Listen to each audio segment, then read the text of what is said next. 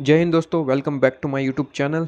हमने यहाँ पे ICA मॉड्यूल बेस स्टार्ट किया था CA फाइनल FR इंडेक्स 2। हम बेसिकली अभी फ़िलहाल के लिए चैप्टर देख रहे थे, index 2 inventories. ICA module batch है। ICA मॉड्यूल बैच में क्या होता है सर, आपके ICA मॉड्यूल के जितने भी इलस्ट्रेशन प्रैक्टिकल क्वेश्चन होते हैं उसे हम सॉल्व करते हैं। कंसेप्ट यहाँ पे नहीं होते, क्वेश्चन प्रैक्टिस होते हैं यहाँ पे। ठीक है, तो कंसेप्ट क्लैरिटी आपके पास में यहाँ पे नहीं होगी, क्वेश्चन प्रैक्टिस आपके पास में होगी। फिलहाल मैंने इस बार इस बैच के अंदर थोड़ा सा दायरा बढ़ा दिया और मैंने कहा कि सर इलस्ट्रेशन प्रैक्टिकल क्वेश्चन तो करवाना ही है, वो तो करवाएंगे, प्लस RTP MTP क्वेश्चन भी कराऊंगा और इसी प्लेलिस्ट के अंदर ऐड कर दूंगा। ठीक है, ये वाली प्लेलिस्ट, मतलब ये जो प्लेलिस्ट आपके उसकी लिंक मैंने वैसे डिस्क्रिप्शन में दे रखी है, तो वहाँ पे जाके आप देख सकते हैं।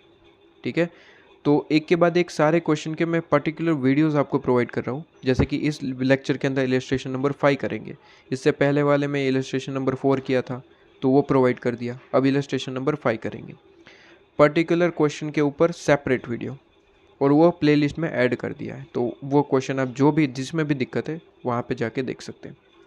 ठीक है, आइए इलस्ट्रेशन नंबर 5 पे। कहते हैं कि सर एक डीलर है जिन्होंने परचेज़ किया है 1000 कार्स, परचेज 1000 कार। ठीक है, 1000 कार, कॉस्ट कितनी है सर, 2,80,000 ईच के हिसाब से। Important point is each. ठीक है, एक कार की वैल्यू 2,80,000 है, तो मतलब 1000 मल्टीप्लाई 2,80,000 करेंगे तो टोटल कॉस्ट मिलेगी, परचेज कॉस्ट। ठीक है, कहता है on deferred payment. Deferred payment का मतलब होता है कि फिलहाल एक ही साथ पेमेंट नहीं करेंगे, थोड़ा किस्तों में, इंस्टॉलमेंट में पेमेंट करेंगे। ठीक है, तो कहते हैं कि उनके बारे में बताया कि 25,000 पर मंथ के हिसाब से हम एक कार के लिए पेमेंट करेंगे और 12 इंस्टॉलमेंट इन्होंने करवा दिए। तो अगर आप देखें कि एक कार के लिए 25,000 पर मंथ के हिसाब से 12 इंस्टॉलमेंट बनाए हैं, मतलब एक कार का पेमेंट हम कितना करेंगे ये मुझे बताना ज़रा।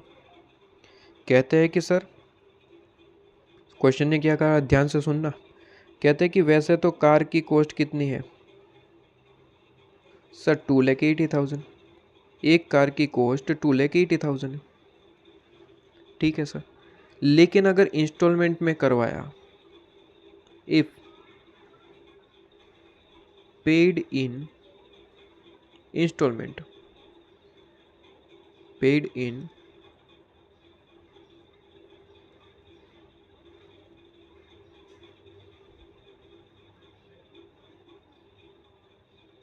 अगर इंस्टॉलमेंट में पेमेंट कर दिया आपने, तो कहते हैं कि सर इंस्टॉलमेंट में अगर आपने पेमेंट किया है ना, तो पेमेंट करना पड़ेगा 25,000 रुपीज़ पर मंथ है, पर कार है।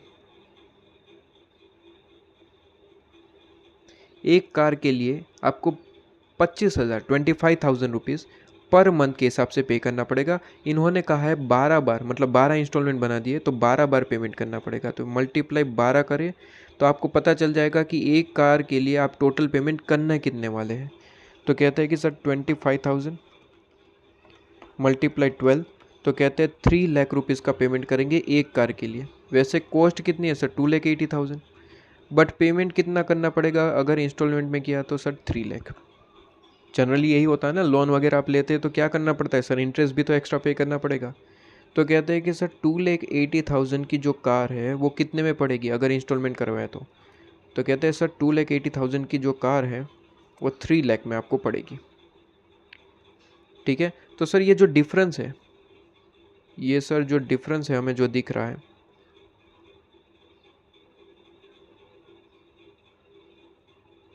ये आपके पास में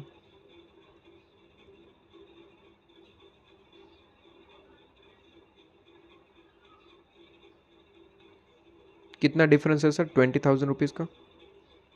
ये 20,000 रुपीज़ का डिफरेंस क्या होगा सर, इंटरेस्ट, और कुछ थोड़ी ना होगा। ये इंटरेस्ट है कि भाई इंस्टॉलमेंट में, मतलब किस्तों में पेमेंट करेंगे तो वो लोग इंटरेस्ट भी तो आपके पास में चार्ज करेंगे, ऑब्वियसली करेंगे। तो 20,000 का इंटरेस्ट पे करना पड़ेगा। तो कार तो 2,80,000 की है, लेकिन पेमेंट आपको 3 लाख रुपीज़ करना पड़ेगा, मतलब 20,000 एक्स्ट्रा पे करना पड़ेगा। ठीक है, ये चीज़ हो गई। अब क्वेश्चन ने क्या पूछा, कहता है कि देखिए क्वेश्चन, एट 31 मार्च 2001 के हिसाब से आपको ये जो 20 कार्स है आपके स्टॉक में, मतलब कितनी परचेज़ की थी, 1000, अब आपके स्टॉक में 20 कार्स बची हुई है, बाकी सारी बिक गई 990 को हमने सेल कर दिया और 20 कार्स आपके पास में बची हुई है। तो कहते हैं कि सर आपको क्या करना है, कंप्यूट करना है कॉस्ट ऑफ इन्वेंट्री कितनी होगी, फाइनेंस कॉस्ट और कॉस्ट ऑफ गुड्स सोल्ड। सबसे पहले देखो 3 चीज़ें पूछिए, इसका मतलब पता होना चाहिए, क्वेश्चन तो बाद में सोल्व करेंगे। सबसे पहले मतलब होना आपके पास में क्लियर होना चाहिए कि तीनों का मतलब क्या होता है। सबसे पहले cost of inventory, cost of inventory का मतलब क्या होता है। इसके बाद फाइनेंस कॉस्ट का मतलब क्या होता है, और COGS का मतलब क्या होता है, कॉस्ट ऑफ गुड्स सोल्ड, जिसे हम फुल फॉर्म आपके पास में कहते हैं कि सर कॉस्ट ऑफ इन्वेंट्री का मतलब होता है जो भी आपने परचेज किया है, जितना भी प्रोडक्ट, उसकी टोटल कॉस्ट कितनी लगी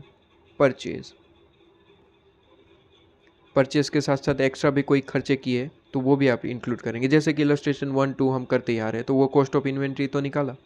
इससे पहले वाला ही एग्जांपल ले लो, इलस्ट्रेशन नंबर 4, उसमें क्या निकाला, कॉस्ट ऑफ इन्वेंट्री था। तो वो वाली चीज़। फाइनेंस कॉस्ट का मतलब, सर फाइनेंस कॉस्ट का मतलब बेसिकली इस क्वेश्चन के हिसाब से देखो तो इंटरेस्ट, कि भाई कॉस्ट से हट के आपको एक्स्ट्रा पेमेंट कितना करना पड़ रहा है, वो फाइनेंस कॉस्ट है। कॉस्ट से हट के, लेकिन वो प्रोडक्शन का पार्ट नहीं है। प्रोडक्शन का पार्ट होता तो वो तो परचेज कॉस्ट में ऐड हो जाता ना।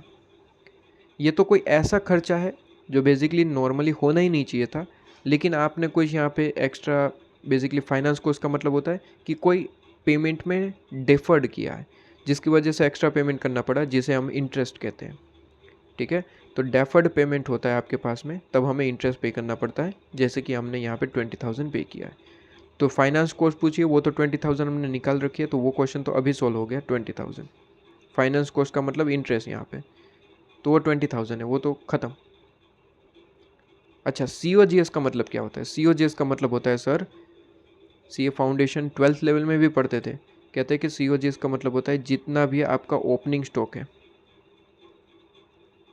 इस साल, आपको देखना है इस साल का, अगर आपको COGS निकालना है, जितना भी आपका ओपनिंग स्टॉक है, ओपनिंग में कार्स अगर कोई पड़ी हुई है तो उसमें ऐड कर दो परचेज जितनी भी करी आपने,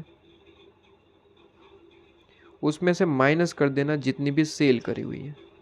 तो जो भी आंसर निकल के आएगा, ठीक है, जो भी आंसर निकल के आएगा उसे हम कहेंगे COGS, cost of goods sold, जितने भी सेल हो चुके। ठीक है, जितने भी, अच्छा यहाँ पे मैंने सेल लिख दिया क्या, यहाँ पे क्लोजिंग स्टॉक करना था, परचेज और minus closing stock, closing stock है। ठीक है, COGS का मतलब सिंपल सा मतलब कहूँ तो जितने भी यूनिट्स आपने सेल किए ना, उसकी कॉस्ट कितनी है, जितने भी यूनिट सेल किए उसकी कॉस्ट कितनी है, इसका मतलब ये होता है। क्लियर है।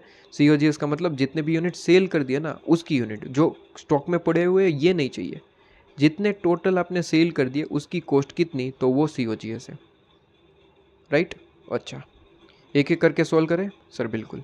सबसे पहले COGS मुझे यहाँ पे सॉल्व करने के लिए इजी लग रहा है, तो वो सबसे पहले देखो, या फिर कॉस्ट ऑफ इन्वेंट्री भी आप निकाल सकते हो, वैसे निकाल रखी है 2,80,000। कॉस्ट ऑफ इन्वेंट्री कितनी है सर, 2,80,000 आपके पास में।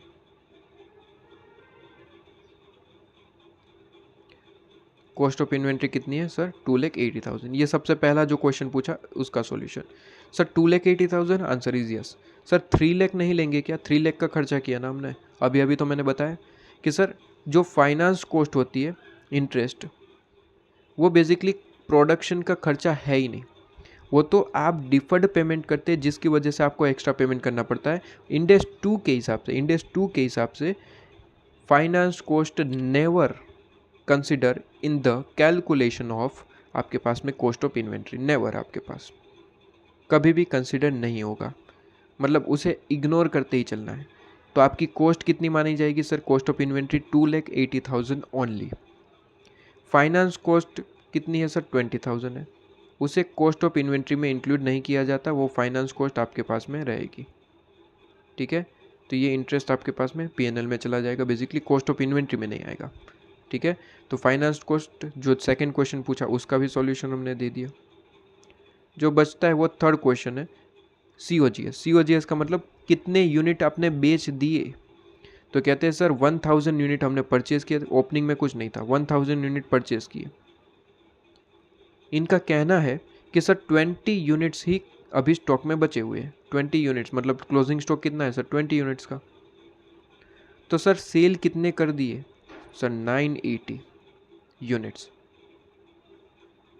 बस उसकी कॉस्ट निकाल लो, काम खत्म।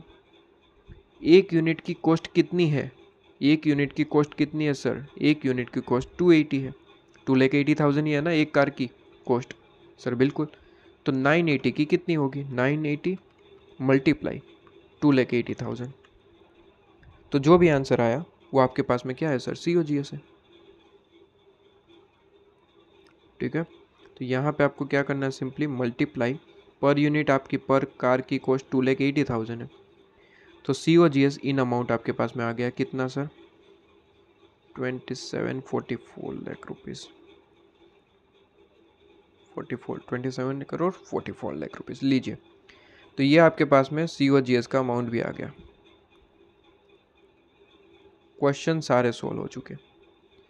आई होप कि ये क्वेश्चन क्लियर है। ठीक है, आई होप कि ये क्वेश्चन आपके पास में क्लियर है। लो जी,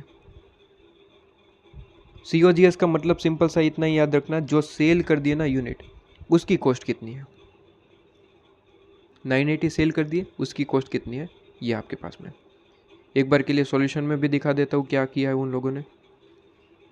देखिए, कॉस्ट ऑफ इन्वेंट्री सबसे पहला जो क्वेश्चन पूछा कितना होगा सर? 2,80,000। 3 लाख नहीं लेंगे क्योंकि फाइनेंस कॉस्ट कभी भी कॉस्ट का पार्ट नहीं बनेगा कॉस्ट ऑफ इन्वेंट्री का। तो कहते हैं कि यहाँ पे 56 लाख रुपीज़ ही होगा। यहाँ पे 2 लाख मैंने पर यूनिट बताया था। ठीक है, आप टोटल भी निकाल सकते हो, जैसे कि मैंने इलस्ट्रेशन नंबर 4 में भी कहा था कि जब भी वो कॉस्ट पूछे तो पर यूनिट और दोनों ही दे के आना। ठीक है, तो मैंने यहाँ पे नहीं किया, कर देना। यहाँ पे कितने यूनिट्स है? 1 आपके पास में कॉस्ट ऑफ इन्वेंट्री पूछा ना, मतलब कि स्टॉक में कितना पड़ा हुआ है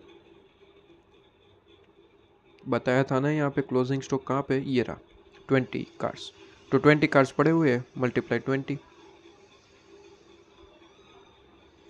ठीक है, तो मल्टीप्लाई 20 आप करके यहाँ पे अमाउंट निकाल लेंगे। तो कहते हैं कि सीधी सी बात है, COGS का मतलब कॉस्ट ऑफ इन्वेंट्री का मतलब क्या है? जितनी भी परचेज की है, मतलब वो स्टॉक में पड़ी हुई है। यहाँ पे क्लियरली लिखना परचेज्ड एंड इन स्टॉक, वरना सोचेंगे कि सिर्फ परचेज किया है वही कॉस्ट ऑफ इन्वेंट्री है। जितना भी परचेज किया वो नहीं, वो तो आपकी कॉस्ट ऑफ परचेज है। Purchased and available in stock मतलब जिसे हम क्लोजिंग स्टॉक कहते हैं। सिंपल लिखो ना, खामा कर कन्फ्यूज हो जाएंगे आप। CO क्लोजिंग स्टॉक आपके पास में, क्लोजिंग स्टॉक का जो वैल्यूएशन है वो कॉस्ट ऑफ इन्वेंट्री है। ठीक है, इन्वेंट्री का मतलब यही होता है। तो क्लोजिंग स्टॉक की वैल्यू, तो ये आपके पास में हो गया कितना सर? 56 लाख। इसके बाद फाइनेंस कॉस्ट मैंने कहा 20,000 पर यूनिट था। तो जितनी भी कार है, 1000 कार है, 1000 पे ही पे किया था ना? हाँ सर, सारी की सारी कार पे हम पे कर रहे हैं। Answer is yes sir. तो यहाँ पे 1000 करेंगे। अच्छा, उसने कहा होता कि सर 500 कार ही ऐसी है जिस पे हमने ये डिफर्ड पेमेंट किया, बाकी सारे पेमेंट कर दिए। तो 500 कार पे जो आपके पास में डिफर्ड पेमेंट इंटरेस्ट का पेमेंट हो रहा है, तो यहाँ पे 500 लेते, 1000 की जगह 500 लेते। जिस पे इंटरेस्ट चल रहा है उतना ही लेना है। ठीक है, अच्छा ओके। अच्छा, COGS कितना होगा सर? वो तो मैंने आपको यहाँ पे बता दिया, 2744 लाख रुपीज़। क्लियर है? ये पॉइंट भी आपके पास में क्लियर। इलस्ट्रेशन नंबर 5 कंप्लीट हो जाता है। इसके बाद इलस्ट्रेशन नंबर 6 पे आएंगे।